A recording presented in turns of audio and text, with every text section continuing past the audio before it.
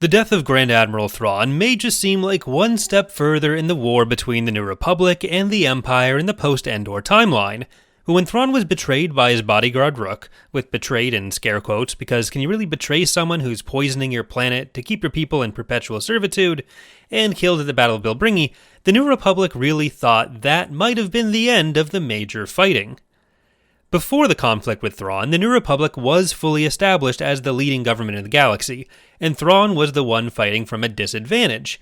I covered this in the first episode of my Thrawn campaign breakdowns, but while Thrawn managed to bring the New Republic to the brink of defeat, his death seemed to spell the end of the Empire's ability to put up a major fight. The New Republic quickly attempted to target other, smaller warlord states, like the Kutric hegemony of Prince Admiral Delek Krenel, to show that there wouldn't be a safe haven for Imperial organization against them, but pretty quickly things took a major turn for the worse. The Jedi Academy sourcebook details some of the aftermath of the Thrawn trilogy, where celebrations and victory parades went on for a significant amount of time, but this left the New Republic vulnerable. In the deep core organized around the planet Biss, the Emperor had returned in a clone body, unbeknownst to the New Republic and even many of his own forces, and for years he had been siphoning off forces, building a massive armada. In the wake of Thrawn's death, while these parades were ongoing, the newly reunited and supplemented warlords made a series of devastating strikes, punching through to Coruscant from multiple directions, and finally attacking the capital itself. This led to a battle known as the Evacuation of Coruscant. The Republic had no hope of holding the capital, so Mon Mothma gave the order for the planet to evacuate.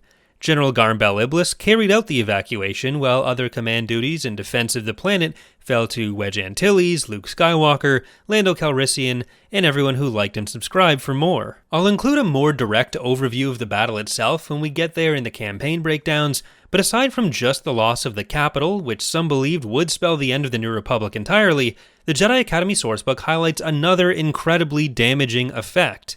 Between attacks on victory celebrations attended by a high-ranking staff and the losses in the fight to hold on to Coruscant, the New Republic army had lost 60% of its command staff. And crucially, for reasons we're about to get to, this was the army specifically, not the fleet. According to Admiral Ackbar in a conversation with Wedge Antilles, quote, "The upper hierarchy has been severely disrupted."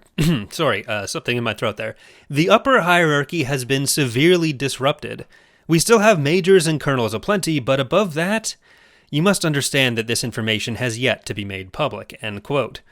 So Thrawn's death granted a key opportunity to strike at the leadership of the New Republic, but what I find most interesting about this is that it's possibly the result of a really unnecessary attempt to explain some lore that already made sense. The passage explaining these victory parades and that level of losses is from a short story in the Jedi Academy sourcebook called A Change of Command.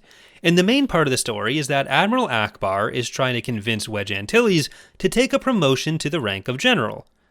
With prior sources like the Dark Empire sourcebook by the same company covering the Dark Empire comics, which released about 3 years before the Jedi Academy sourcebook, and which initially included the evacuation of Coruscant, Wedge was already shown to be at the rank of general, so this story wanted to show the background of how he got that rank. The short story, though, is approaching this with the idea that they need to explain why Wedge, famously a fighter pilot, has the rank of general, which allegedly is associated more with the army rather than the fleet. The solution they came up with is that most of the army command staff had been killed off, and that was how Ackbar would be able to convince Wedge to make the jump, because otherwise he would never agree to join the army. Wedge agrees on the grounds that he'll be able to remain in command of Rogue Squadron, and Ackbar makes him part of Ackbar's overall command staff, as a member of the army, who's also the fighter command liaison. They both remark about how strange it is to have a general leading a fighter squadron, with Ackbar saying a general commanding a naval starfighter squadron is certainly a novel proposition, but I suppose that Rogue Squadron is not a typical squadron either. The problem here is that, despite having killed many generals to fix the rank issue, a general commanding a starfighter squadron isn't actually all that rare, and in retrospect, it's this attempt to explain it which stands out as being strange. I'm trying to give this as much credit as I can. In 1996, this was certainly more of an open question than now, but for example, while Garm Bel Iblis is a general, he's far more associated with naval operations than any army operations, albeit his rank may be more of an older honorific than anything, and this was also true of Han being a naval general. But at the root of this Wedge issue is that they seem to be forgetting there are more than just the two main branches of military service. If we look at the Rogue Squadron series, which started releasing in 1996, a few months before this short story did, we start seeing even more starfighter commanders with the rank of general, like the Y-Wing commander General Horton Salm.